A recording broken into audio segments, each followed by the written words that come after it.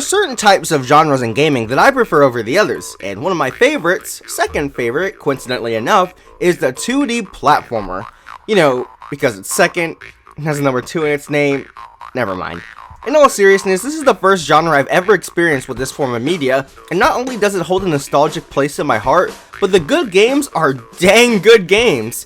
2D platformers have always had that charm and polish due to their simplicity, but when put in the right hands, they're given extras to make them stand out and push the boundaries of what make a great platformer. As my first impression on gaming in general, I was blown away and am still surprised on what people can do with these types of games. It doesn't matter what mood I'm in, I can pop one in or boo one up because we're sort of a digital age, and I'll have a grand old time. So I want to talk about my favorites. Presenting to you all in breathtaking 2D, these are my top 10 favorite 2D platformers. Let's try to have a delightful time, shall we?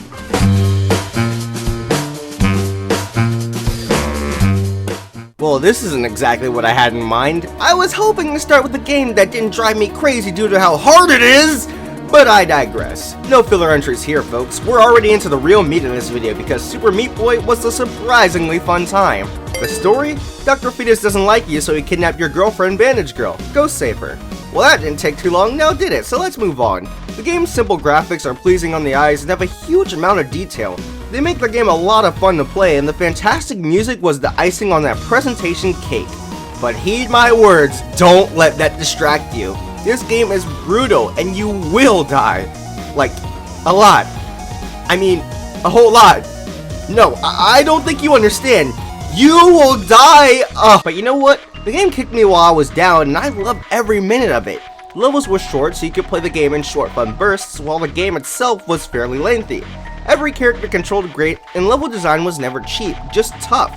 Although bosses were a bit on the weak side, the levels that were 95% of the game were all a blast to play through. Good thing I'm not a vegetarian, because this game was incredible.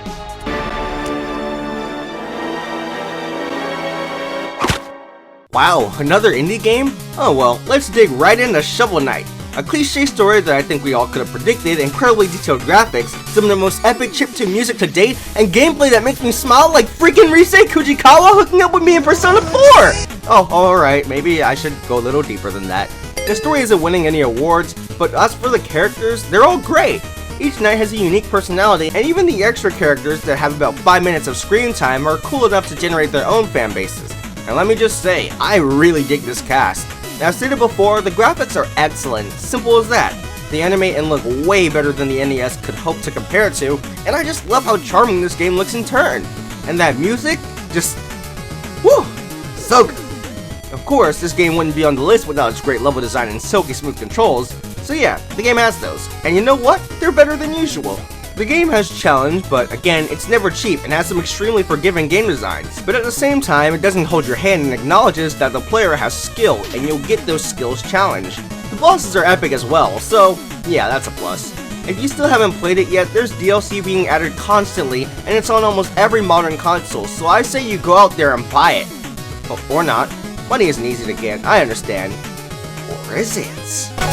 Sweet!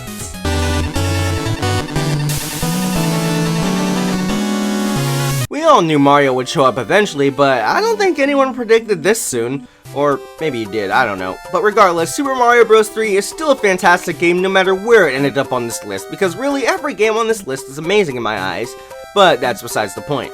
Without a doubt, the oldest game on the list, Mario 3 still manages to be a fun time. Not for story, no. We all know how that goes at this point, but for everything else. Charming graphics no matter what version of the game you're playing, and catchy music that you'll remember for years to come. Then, each level represents its world while still providing a different challenge. It's absolutely amazing how many ideas they had in this game. Mario or Luigi both control like they should, and oh my gosh, the power-ups! It's a shame that no other game has had the same amount of power-ups in this one game, along with the amount of creativity they provide, but dang, they were what made this game as legendary as it is. Like, bro, this game is so dang good! I'm still discovering new secrets in this jam-packed game today, that's crazy! I would say third time's the charm, but it really isn't the first Mario game to be any good, now is it? If I can replay something years later without giving it a second thought and still have a great time, you know you have a great game on your hands. Or should I say gloves? Yep, going with gloves. I glove this game.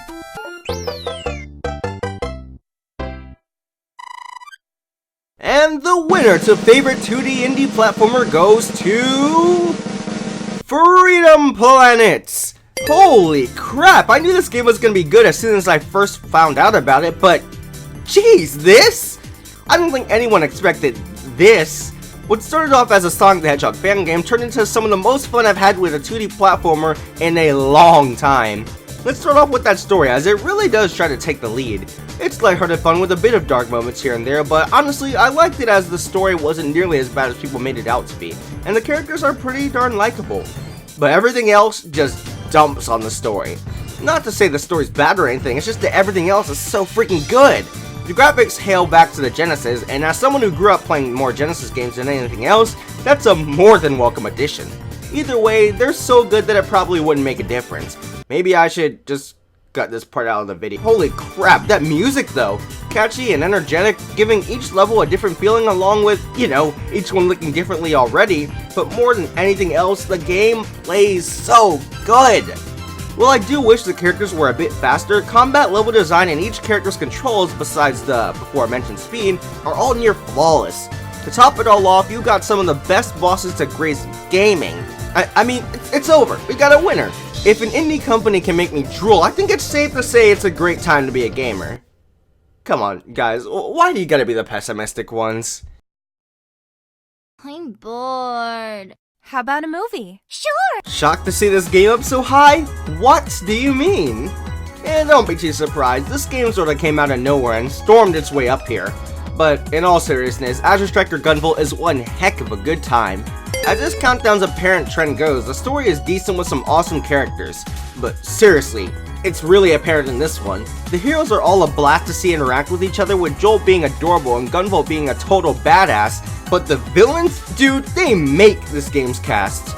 Each having a completely different personality and made me want to replay their level just to read their dialogue again. It's pretty incredible to see how unique they are from one another. Graphics are crisp and the special effects look absolutely wicked, and the game's music was also conducted so well, being extremely catchy and pleasing on the ears. Of course, the J-pop being the best. Gameplay is also incredibly unique, being that you tag enemies and zap them with electricity to deal some serious damage. I mean, I'm pretty sure that's not how it went down when I played on the playground as a kid, but I digress. Gunvolt responds at the speed of light, and each level is different and provides their own challenges. But then it struck me. The bosses are absolutely astonishing. Each one is difficult and has a different pattern for you to figure out.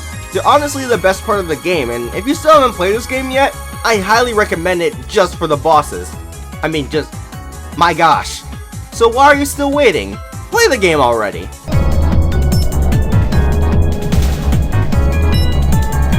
For a video on 2D platformers, I was really hoping to see games a bit more, well, cute. Halfway through the list, and we still have,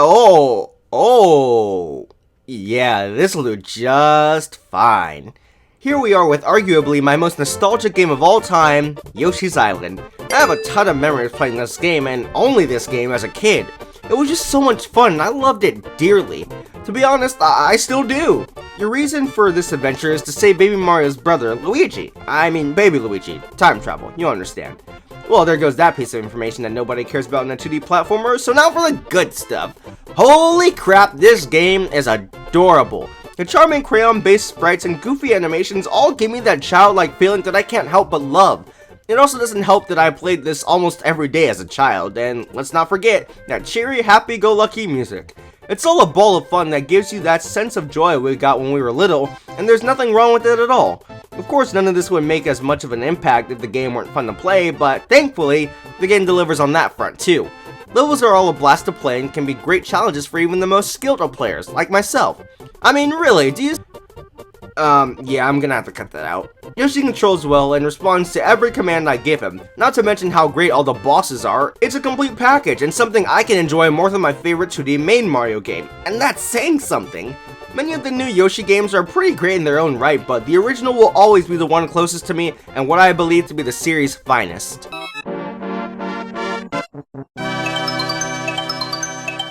Man, I haven't talked about this series nearly enough, have I? The Donkey Kong Country series didn't really matter to me much due to how little of the games I've played, but after getting more into them, woohoo!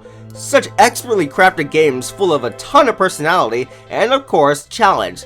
But even with all that said, there was no contest whatsoever deciding my favorite. It's time for a conquest. Diddy's Conquest. Shoot, I mean Diddy's Conquest. Sorry, just got so in the moment, my bad. It's just that this game makes me so happy. I honestly wish DK would get kidnapped more so we'd have more games like this. Not now, please. Oh yeah, that's the story. DK's been kidnapped. Go save him with his sidekick Diddy and his girlfriend Dixie Kong. In terms of aesthetics, the game looks better than the first game with much more color, detail, and personality in every bit of the presentation. Characters have tons of animations depending on certain situations, backgrounds got creative because of the game's environment, and it was great, and still is. And the music? Holy crap! Songs were catchy, atmospheric, calming, happy, intimidating, and it was absolutely fantastic all around. Every song was expertly made and could fit in the given situations. And I mean, my gosh, it's so breathtaking at times. And while the levels were hard, they were all fun and unique. Not to mention that, like Donkey Kong Country fashion, each character controls so tight. The game challenges you but isn't cheap, as it gives you tons of extra lives that you will use and chances to beat obstacles it throws your way. With all these added together, you've got one heck of a great time. I didn't even mention the secrets, bosses, characters, and just, man, it's so good! Or should I say, monkey, it's so good. That isn't entirely offbeat either because of the connection with humans and monkeys, how we evolved from them as a species, and...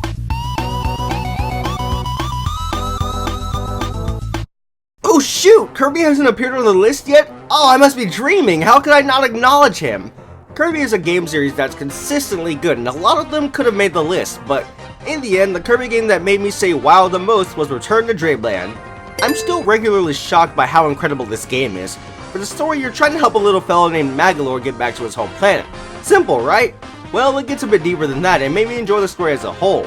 Graphics are... Oh my gosh, so cute! Everything has color, everything has charm, everything's so smooth! I'm just so Back to the more intense music, please. Thank you. Anyways, yeah, the graphics are alright, I guess. The music is actually a lot better than usual, being catchy, happy, and can get you pumped up for an adventure, but the game plays masterfully. Crazy good controls, levels that give you more challenge than your average Kirby game, and stuff that makes a good 2D platformer. So let's talk about how this is a good Kirby game. Firstly, you can play with friends like New Super Mario Bros. Your friends can play as another Kirby, Waddle Dee, King Dedede, and Meta Knight. Flippin' flappin' Meta Knights. The copy abilities are incredible, Spark, Leaf, Water, and so much more. And then there are the new super abilities that play like freaking Dynasty Wars. You'll be mowing through enemies and looking like a total badass the entire time. How can you top that? I'll tell you how. Boss battles. My favorite part of any video game is represented fantastically in this game. Each one is more intimidating than usual, and it also doesn't help that their theme is so good. Hey, in fact, you're listening to it right now. What's that? I broke the fourth wall? What's a fourth wall? Quoted by Kid Icarus Uprising. I'm getting off topic, but my point is, Return to Dreamland is not only an excellent 2D platformer, but an excellent Kirby game. And in case you didn't know, Kirby games are really good games. But not the best because, you know, there are 2 games left.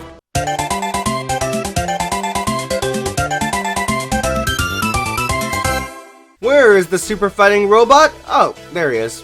It's no secret that I love me some Mega Man, but the question is, which one is it? It could be any of them, really, the 2D ones anyways. But seriously though, which one do I choose? I did make a list about this sort of thing, but that was a long time ago. Also, don't watch that list, it's pretty bad. You may or may not have seen it, but my opinions have changed a lot. So which one is it? It's the same as before. But come on, can you blame me? Mega Man X4 still remains one of my all-time favorites. And look, a non-simple story on a 2D platformer list. So there are these groups of robots who want their freedom and whatnot, a war, a tale of love between Zero and Iris, and geez, that's a lot going on. But it's all told so well, and that's due to the cutscenes. Anime cutscenes. Yes! These may look really dated today, especially if you've been exposed to the majesty that is ufotable, but it's still nice that they went the extra mile and put this in. With that semi-decent segue, the graphics are a sight to behold. The X-Series' first time using hand-drawn graphics is this game as a result, and dang does it look good. Everything animates incredibly and smoothly, making me wish that Mega Man still made games even more. The music is also better than Mega Man Norm, and Mega Man Norm is really good music. But the way the game plays makes this my favorite in the series. Not only is the level design stellar, the bosses are better than usual, but each character controls different and fantastic. X is great as usual, but Zero, my hero! Hacking and slashing has rarely been this fun, and combined with the excellent levels and fast-paced gameplay, this has got to be my favorite gameplay in the entire series. With excellent bosses and the most fun I've had with the Mega Man series, is it so hard to see why the 4th time's the charm? It's an excellent game that I can't recommend enough. But even with all that, it still wouldn't be enough to top my number 1. What am I fighting for? Surprise! It's a Sonic game! Bet you no one saw that coming. Let's be real, the classic Sonic games are some of the best and most polished 2D platformers, unless you hate them. Wait, what was I going with? In the end, it came down to Sonic 2 and number 1 on the list, Sonic 3 and Knuckles. But in the end, I went with Sonic 3 and Knuckles. Wait, is this really the best game on the list? Absolutely not, and to be honest, I may be biased because of my nostalgia with this game. In fact, this used to be my favorite game of all time. And while it obviously isn't anymore, and this tangent has been going on for way too long, even longer because I can never learn to shut my friggin' mouth, I obviously still love this game to death. While the story is a bit more complex than the other games, nobody cares, so let's get into the good stuff. This game looks great for a Genesis game, with tons of colors and animations that just make me say, wow. Not to mention the added personality to each character model was always a nice touch that I appreciated. And the music, come on, it's Sonic in his prime. The music is timeless, catchy, and always a blast to listening to. Speaking of blast processing to be specific, how about the way the game plays? Great levels full of secrets that still shock me to this day, many different and fun challenges, and they all control flawlessly. Not to mention the extras, bosses, and even freaking multiplayer, this game is the complete package that I couldn't ignore even without my childhood with it. Sonic 3 and Knuckles, while you aren't my number 1 of all time anymore, you're still the best 2D platformer that impressed me the most and will always be my favorite in regards to that. So thanks for being the best, man. You're way past cool. Zaffer, are you talking to that game again? No.